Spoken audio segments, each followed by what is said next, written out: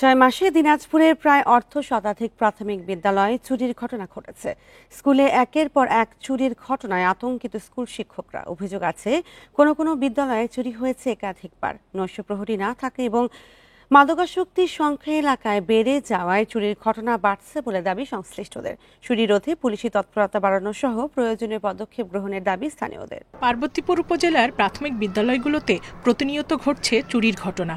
দুর্বৃত্তরা বিদ্যালয়ে তালা ভেঙে প্রয়োজনীয় নথিপত্র, ল্যাপটপ, প্রজেক্টর, ফ্যান, পানির পাম্প ও শিক্ষা উপকরণ সহ মূল্যবান মালামাল চুরি করে নিয়ে যায়।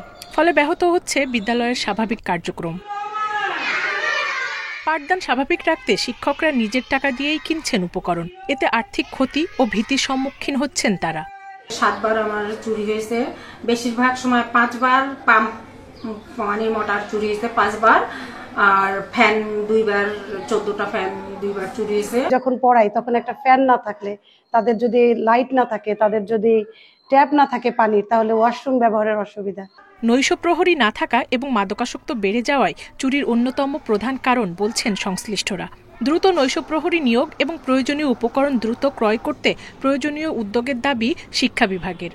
এই চুরির বিষয়ে আমরা যেটা জানতে পারছি, এলাকার কিছু সংখ্যক বখাটে এবং নেশাখোর ছেলে রয়েছে, তারা নেশার অর্থ সংগ্রহের জন্য এই ছোটোখাটো চুরিগুলি করতেছে। আমরা চেষ্টা করতেছি যাতে করে এই জটিলতা নিরসন করা যায়। বিদ্যালয়ে চুরি রোধে পুলিশের টহল বাড়ানো সহ স্থানীয় জনগণের সমন্বয়ে প্রয়োজনীয় ব্যবস্থা গ্রহণে চুরি কমবে বলছে প্রশাসন।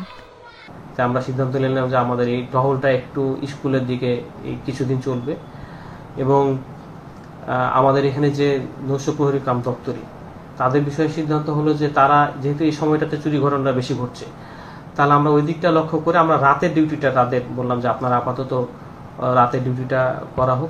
পার্বতীপুর উপজেলায় প্রাথমিক বিদ্যালয় রয়েছে 207টি। এর মধ্যে প্রহরী কাম দফতরি রয়েছে 97টি বিদ্যালয়ে। বাকি 110টি প্রাথমিক বিদ্যালয়ে কোনো প্রহরী নেই। Independent news.